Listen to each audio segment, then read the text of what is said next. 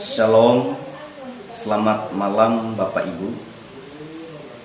Jumpa lagi dalam program My Way, renungan singkat malam hari.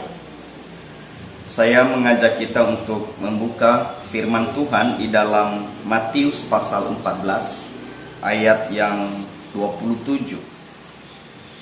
Begini firman Tuhan,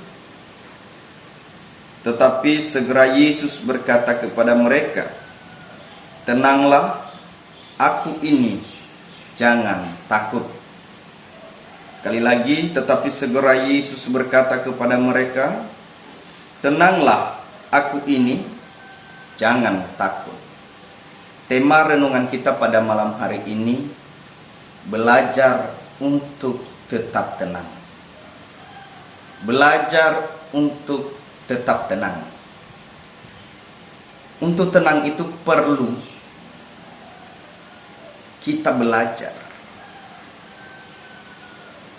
Kenapa? Kalau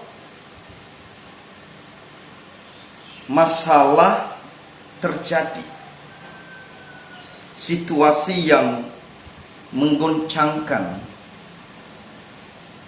hidup kita, saya percaya pasti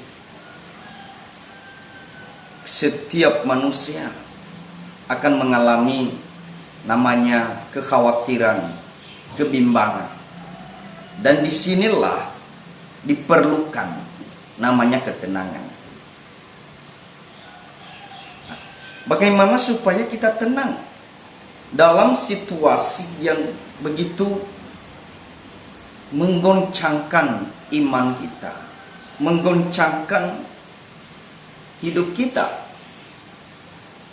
Kalau kita membaca media, bahkan kita mendengar orang-orang di sekitar kita atau saudara kita, kerabat kita, yang saat ini banyak yang terpapar virus corona. Dan ini hal yang menakutkan. Kenapa? Karena media-media menceritakan, dan mungkin ada tambahan-tambahan sedikit yang membuat orang khawatir, takut. Di situasi seperti begini perlu kita tenang. Perlu kita menghadapinya dengan penuh ketenangan. Kalau tidak, kita akan kepikiran, kita akan takut, kita khawatir.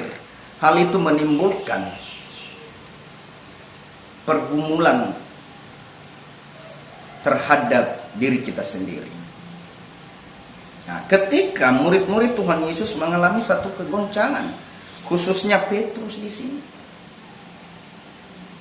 mereka takut ketika Tuhan Yesus berjalan di atas air. Pada murid-murid waktu itu ada di atas perahu. Mereka kira bahwa Yesus adalah hantu. Tapi Tuhan berkata kepada mereka, "Tenanglah. Tenanglah, aku ini." Sebenarnya ada satu situasi yang membuat para murid mengalami ketakutan. Situasi yang membuat mereka khawatir, takut. Maka di tengah-tengah ketakutan, di tengah-tengah kebimbangan dan ketidaktahuan mereka, Tuhan berkata, "Tetap tenang, tenang." Saat ini kita perlu belajar untuk tetap tenang.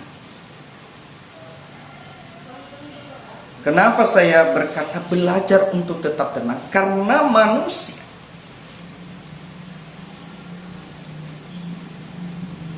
sering kali mengalami masalah karena manusia sering diperhadapkan dengan situasi yang sulit. Ya, bagaimana kita menyikapi situasi itu sehingga kita bisa tetap tenang? Nah, itu yang diperlukan.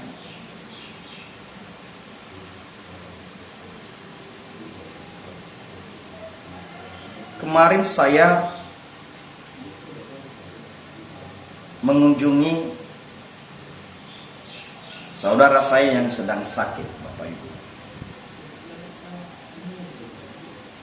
Ketika saya datang ke sana, kami tidak bertemu langsung, tapi kami bisa melihat dengan jarak sekitar 8 meter lah, 7 sampai 8 meter. Komunikasi dalam jarak yang jauh. Dia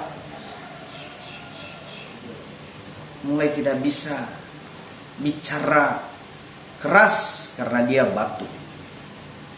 Nah, di tengah-tengah itu kondisi yang dialami, saya berkata tetap tenang, jaga pikiran, jangan khawatir, jangan terlalu takut,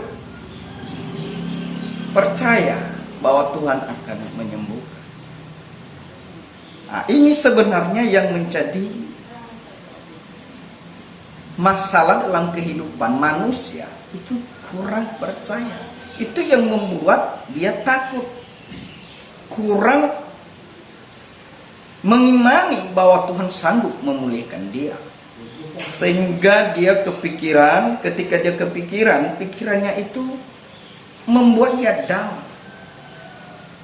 Tak perlu orang-orang yang ada di sekitar kita memotivasi, menguatkan kita tetap tenang.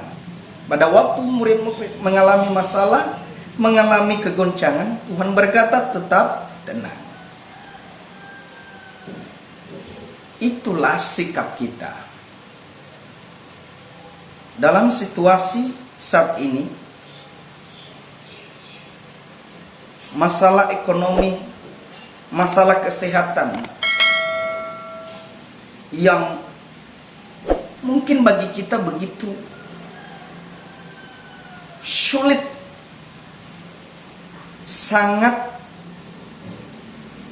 mengguncang hidup kita. Saya hanya berkata, belajar untuk tetap tenang. Perlu kita tenang menghadapi situasi ini. Kenapa? Ketika kita tenang, maka kita bijaksana bertindak. Ketika kita tenang, maka kita bijaksana merespon setiap masalah-masalah yang terjadi. Ketika kita tenang, kita bisa merawat diri kita. Ketika kita tenang, kita bisa memuliakan Tuhan. Ketika kita tenang, bisa kita menyembah Tuhan. Di tengah-tengah ketakutan yang saat ini sedang terjadi, saya mau sampaikan kepada kita, belajar untuk tetap tenang. Selamat malam Bapak Ibu, selamat istirahat. Tuhan Yesus memberkati kita semua. Amin.